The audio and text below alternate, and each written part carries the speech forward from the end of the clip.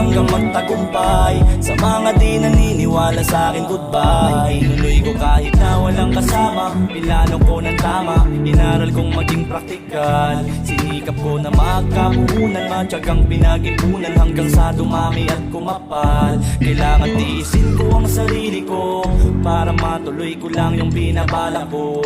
Kapag ginusto ko ay makukuha ko, sipag, tiyaga at puhunan meron na ako. Ginawa kong almusal ay tanghalian, pinaglipan ko muna ang pagtambay ng panandalian. Pawis ang ipinuhunan at ginilusan pa para sa maganda kong kinabukasan. Di mahalaga ang pahingang nawawala kung ang kapalit naman ay nakikita ng mata. Nagnegosyo tumayo sa sariling mga paa at nakatulong pang kumita sa aking papa at mama. Grind ng grind, samahan ng vibe, discarding malupit hanggang mapasa kamay. Hindi ako